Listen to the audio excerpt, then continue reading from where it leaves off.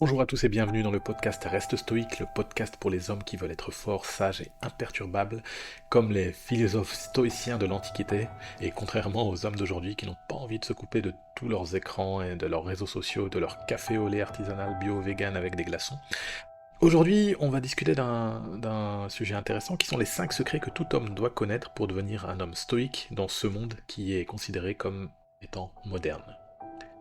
Alors vous vous demandez peut-être qu'est-ce qu'un homme stoïque? Qu'est-ce que pourrait faire un homme stoïque dans ce monde dit moderne, rempli de stress, de distractions, de notifications constantes? Eh bien mes amis, je suis heureux de vous dire que vous pouvez être un homme stoïque sans renoncer à votre smartphone ni à votre compte Instagram. Et donc, je vais vous présenter ici 5 leçons que vous pouvez apprendre pour devenir un homme stoïque dans ce monde dit moderne, même si je n'aime pas trop ce que contient ce monde moderne finalement. Donc leçon numéro 1, apprenez à accepter ce qui est hors de votre contrôle. Oui, je sais, cela peut sembler facile à dire, mais c'est souvent l'un des plus grands défis que nous devons affronter en tant qu'hommes, et en tant qu'hommes stoïques surtout.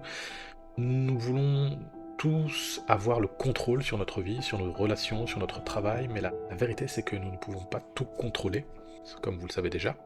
Et les stoïciens nous disent que nous devons apprendre à accepter ce qui est hors de notre contrôle, et à nous concentrer sur ce que nous pouvons maîtriser, comme nos propres pensées, actions. Et cela peut sembler décourageant de prime abord, surtout dans un monde où nous sommes constamment bombardés par des stimuli externes, comme les notifications dont je discutais tout à l'heure. Mais c'est une leçon cruciale pour devenir un homme stoïque. Alors, leçon numéro 2, cultiver une attitude de gratitude.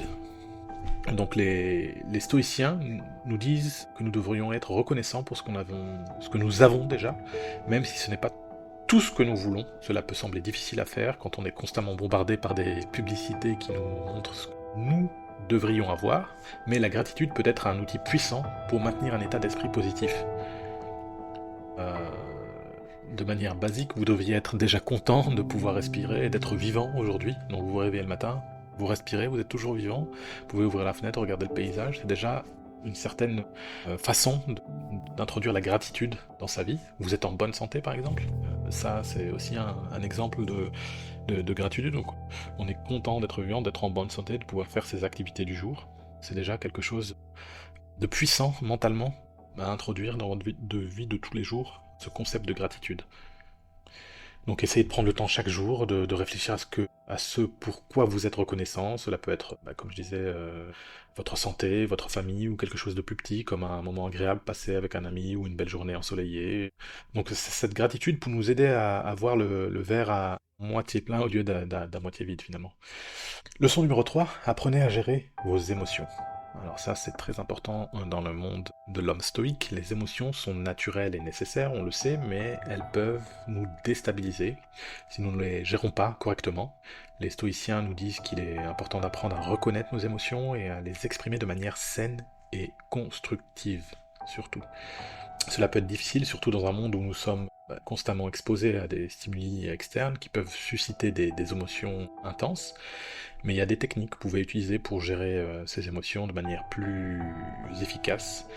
Et donc, par exemple, vous pouvez essayer de pratiquer la respiration profonde, la méditation pour vous calmer, outil très puissant la méditation. Lorsque vous êtes stressé ou anxieux, vous pouvez également essayer de verbaliser vos émotions de manière appropriée, plutôt que de les refouler ou les exprimer de manière explosive, avec de la violence par exemple. Donc leçon numéro 4, concentrez-vous sur ce qui est vraiment important pour vous, ce qui a de la valeur, ce qui va vous apporter de la valeur dans le futur ou dans le moment présent. Les stoïciens nous disent que nous devrions nous concentrer sur ce qui a vraiment de la valeur dans notre vie et laisser de côté les distractions inutiles. Cela peut être difficile, surtout dans un monde où on est effectivement, comme je disais tout à l'heure, bombardé par des notifications, des sollicitations de toutes sortes. Mais il est important de prendre le temps de réfléchir à ce qui compte vraiment pour vous et de vous concentrer dessus.